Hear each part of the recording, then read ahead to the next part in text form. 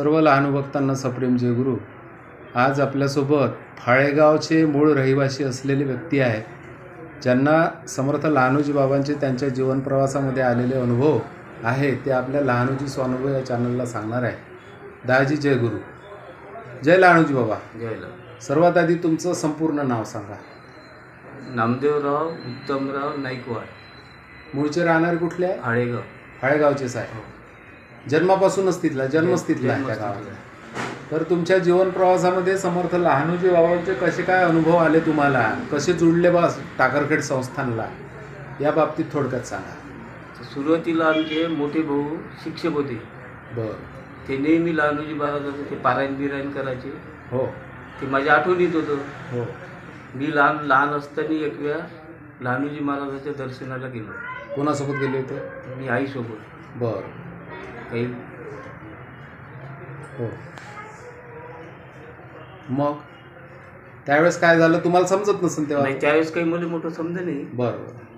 त्याच्यानंतर मग मी म्हणजे लहानोजी महाराजांना जुळला गेलो. म्हणजे माझ्या अंतकरणात तसं लहानोजी महाराजाबद्दल श्रद्धास्थान तयार झालं.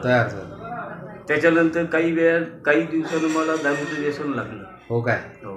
3-4 वर्ष मी लग्नाच्या आधी काय? लग्न झाल्याच्या नंतर लग्न झालं अतोनात, समजा 3-4 वर्ष अतोनात दारू पेलो. बरं. त्यावेळेस मुलं बाय लहान होते. हो. मग असा एक दिवस संकल्प केला का आता आपल्याला बाबा ह्या पोराबाराकडे पाहून दारू सोडून व्यसन सोडायचं आहे. तर मी निश्चय केला का टाकरखेडले म्हणजे लहानोजी महाराजाचं दर्शन घेऊनच बा आपल्याला दारू सोडायचं. बरं. तर ती 3/7/1998 साली लहानोजी महाराजाच्या दर्शनाला गेलो. तिथून दारूचं व्यसन माझं सुटलं. आपोआप सुटलं. पुन्हा आठवणच नाही? पुन्हा आठवणच नाही. तर सदैव तिथे जात असता का? टाकरखेडची वारी चालू राहते? दरवर्षी दसऱ्याच्या दिवशी जातो. दसऱ्या दिवशी? यावर्षी गेले होते का? दरवर्षी जातो. म्हणजे दसरा चुकत नाही? नाही. दसऱ्याच्या दिवशी संध्याकाळी जातो. त्याच्यानंतर मग व्यसन सुटलं. हो. माझ्या याची लाईन लागली बरोबर. मुलं बाय शिकवले. हो. सुरुवातीला मोठा मुलगा नोकरीवर लागला. बरं. म्हणजे बीडला. हो.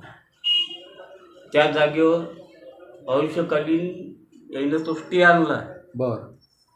त्या जागा तशाच राहिल्या 4 महिने रिक्त. मुलगा नोकरीवर लागला बा, लोकही म्हणायचे पोरगा लागला म्हणून मी पेढे वाटले. बरं. पोरगा जेव्हा घरी आला तर बाबा म्हणजे पेढे कायले वाटले म्हणजे त्या जागेवर स्टे आला म्हणजे. बरं. मग ते 4 महिने त्याची केस चालली. मग मी बाबाजीच्या दर्शनाला गेलो. बरं. त्याच्या नावाची अन्नदानाची गोरक्षा आणि गुरुपूजा अशी 3200 काही रुपयाची पावती पाडली. 3100 रुपये. आणि बाबाजीच्या चरणी नतमस्तक होऊन बाबाजीच्या चरणावर टाकलं का बाबा माझा मुलगा लागला पाहिजे. तर पहिला मुलगा माझा बाबाजीच्या आशीर्वादाने लागला. सर्व्हिस. आता कुठे सर्व्हिस करता? इथंच आहे, कलेक्टर ऑफिस, यवतमाळला. यवतमाळ. तुम्हाला एकूण किती अपत्य आहेत? 3. 3 पैकी 2 मुलं? 2 मुलं. बरं. 1 मुलगी. 1 मुलगी. हो. तर मुलगी जी आहे ती खंडारकडे. बरोबर. जे मी स्वप्न पाहिले म्हणजे या पद्धतीनं महाराजावर भार देत गेलो. महाराजानं माझा सर्व कार्यकाल निपटवला. मुलगी सर्व्हिसवाल्याच्या तिथं पडली. मुलगा लागला. दुसरा मुलगा त्याने GNM केलं होतं. अच्छा. तर 2-3 परीक्षेत तो 2 मार्कानं 3 मार्कानं मागं राहिला. मग त्याची नागपूरला स्टे होती, मेडिकलची परीक्षा. बरोबर. तर बाबा म्हणजे या तारखेला परीक्षा आहे. म्हणलं बाबू थांब. मी अगोदरल्या दिवशी गेलो महाराजच्या तिथं टाकरखेड. त्याच्याही नावाची पुन्हा अन्नदानाची एक पावती फाडली 3200 काही रुपयाची. त्याला म्हणलं हे पावतीची रिसिव्ह किंवा खिशात घेऊन जातो बा नागपूरला. तर तो माझ्या अगोदर चालला गेला. इथूनच गेला तो. बाबा म्हणे मी गेलो, मला काही हरकत नाही, खूप जा. त्यानं परीक्षा दिली. तिकडून येताच त्यानं मला फोन केला, बाबा म्हणे मी 100% लागतो म्हणे, माझा पेपर चांगला गेला. तोही लागला. कुठे जॉब आहे त्याला? तो इथे मेडिकलला. यवतमाळला. आणि राहणं पण यवतमाळ? राहणं गावावरून अपडाऊन करते. अच्छा. तर असे प्रसंग तुमच्या जीवन प्रवासामध्ये आले आहे. बाबाजीनं अशा पद्धतीने तुम्हाला बाबाजीचं म्हणजे बाबाजीवर माझ्या 101% विश्वास आहे. बाबाजीची माझ्यावर अतोनात कृपा आहे. त्याच्यामुळे माझ्या जीवनात असं मला काही कमी वाटून नाही राहिलं. तर या लहानोजी स्वानुभवच्या चॅनलच्या माध्यमातून मी इतर सर्व लहानू भक्तांना, जे संपूर्ण महाराष्ट्रभर आपलं चॅनल बघत असतात, लहानू भक्त, महाराष्ट्राच्या बाहेरचे परदेशातले सुद्धा लोक चॅनल बघत असतात, जिथे जिथे लहानू भक्त विखुरलेले आहेत.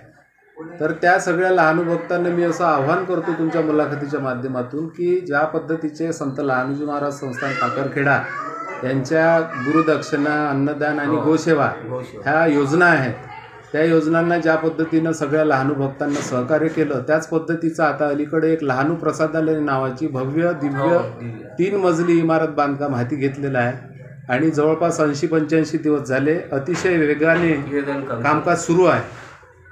तर त्या लहानू प्रसादालयाकरता सुद्धा सर्व लहानू भक्तांनी फुल नाही फुलाची पाकळी यथाशक्ती त्या कार्यास सहकार्य केलं पाहिजे, असं एक आव्हान मी तुमच्या मुलाखतीच्या माध्यमातून इतर सर्व लहानू भक्तांना करतो.